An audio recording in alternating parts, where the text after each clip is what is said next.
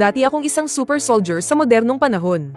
Pero hindi ko inaasahan na mabuhay akong muli sa taong 1965, isang panahong puno ng kayamanan.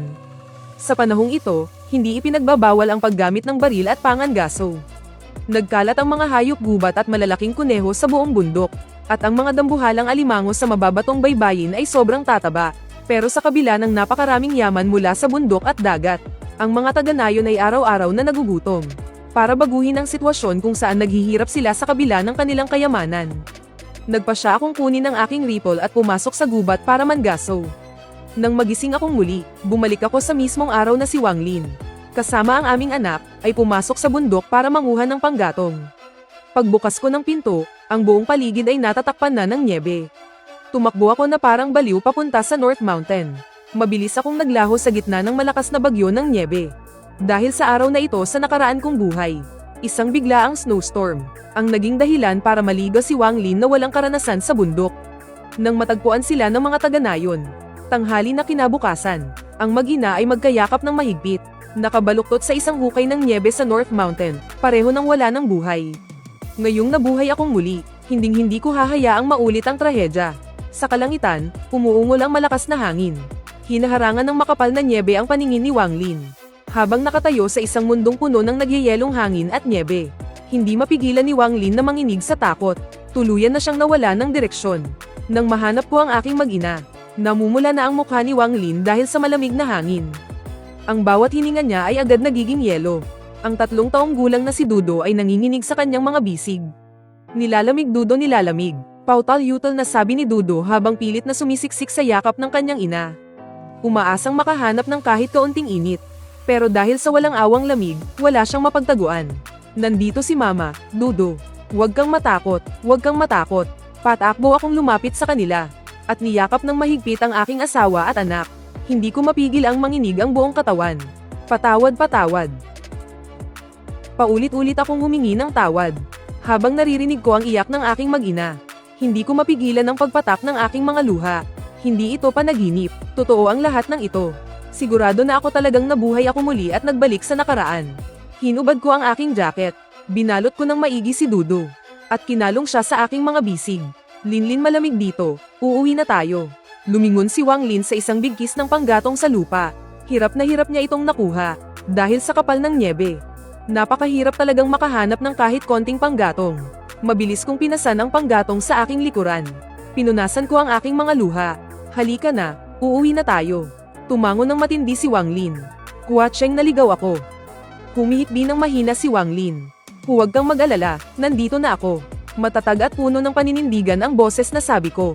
Sa araw na ito sa dati kong buhay, nawala sa akin ang asawa at anak ko. Matagal akong naging lugmok bago ako nagsundalo. Napili pa nga ako bilang isang Special Forces soldier. At naging instructor pa ng mga Special Forces sa loob ng 23 taon. Ang mabuhay sa gubat ng walang kahit ano ay sisiw lang sa akin. Mahirap maglakad sa makapal na nyebe. Sa bawat hakbang, maririnig ang lagutok ng nayuyapakang yelo. Bigla akong huminto at hinayla si Wang Lin. Bakit? Anong problema? Huminto si Wang Lin at tumingin-tingin sa paligid. Hawakan mo muna si Dudo. Maingat kong iniabot si Dudo kay Wang Lin. Dahan-dahan kong ibinaba ang panggatong mula sa aking likod. At bumulong ako. May mga bato sa bulsa ni Dudo. Kuhanin mo at ibigay mo sa akin. Mahilig kasi si Dudo na maglaro ng maliliit na bato. Kinapkapan ni Wang Lin ang mga damit ni Dudo. At nakakuha nga siya ng 3 itim na bato. Mukhang magkakaroon tayo ng karne ngayon. Pinaglaruan ko ang mga bato sa aking kamay. Iginalaw-galaw ko ang aking pulso. Sana lang ay hindi pa kinalawang ang galing ko sa pag-asinta.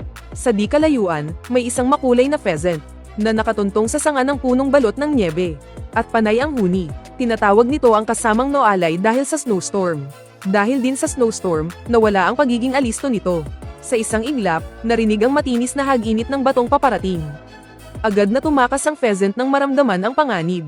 Pero huli na, habang tinitingnan ng ilang nagliliparang balahibo at ang bumagsak na pheasant. Tuwang-tuwang sinabi ni Wang Lin. Ibebenta ba natin? Mabebenta siguro yan ng 1 yuan, no?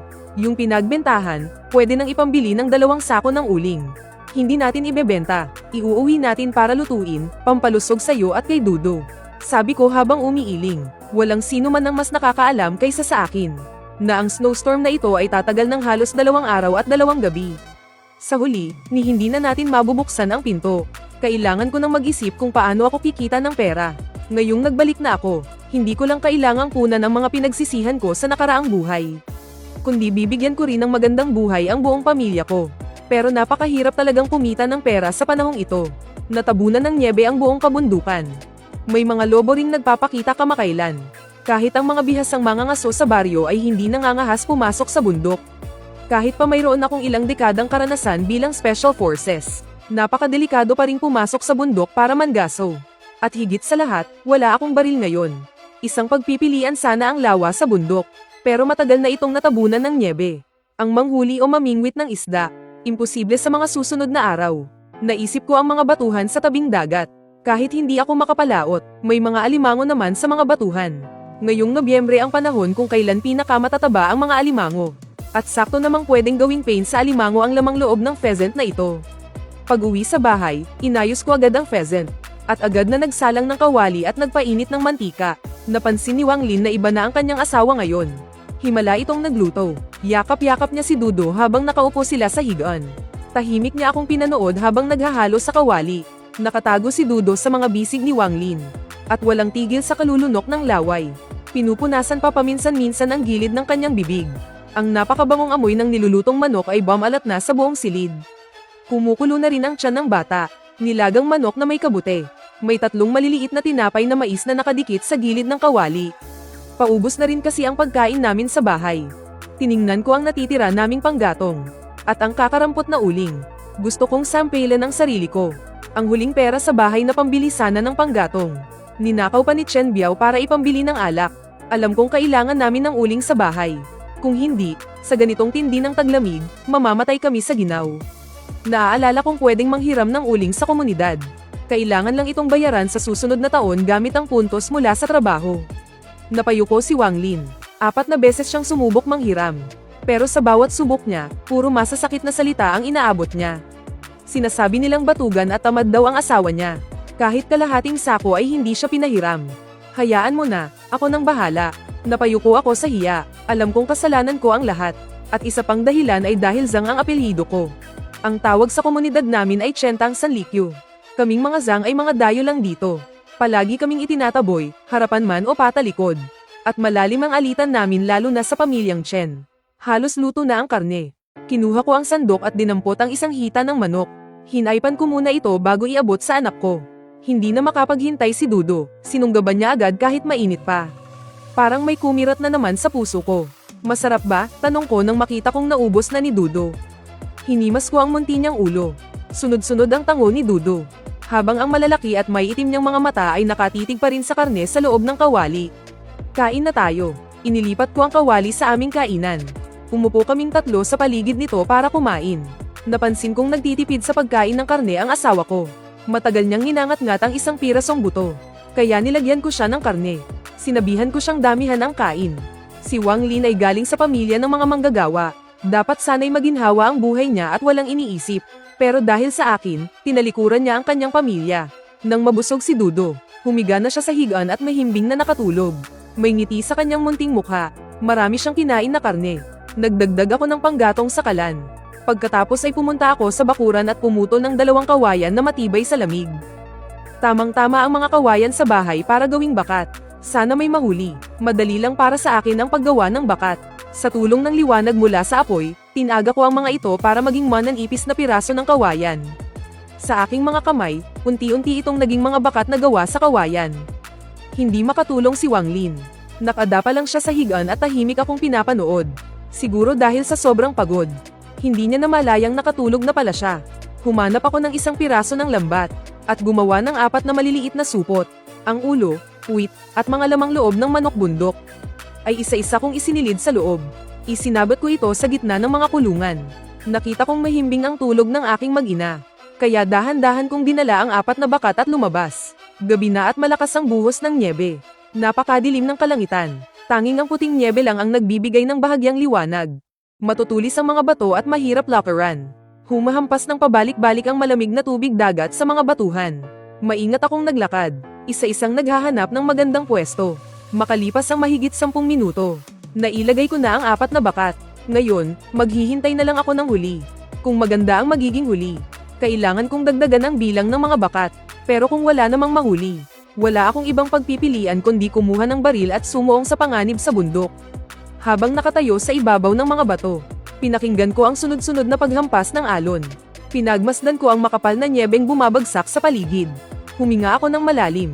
Pagkatapos, isang sigaw na puno ng tuwa at pananabik ang umalingaw-ngaw sa malayo. Nagbalik na ako, si Zhang Huacheng. Sobra ang takot na naramdaman ni Wang Lin ngayong araw. At pagod na pagod din siya. Ang himbing ng tulog niya. Hindi man lang niya namalayan na umalis at bumalik na ako. Alas 5 ng umaga, nagising ako sa lamig. Pagkatapos magpainit, pupunta na ako para tingnan kung may huli ba sa mga batuhan.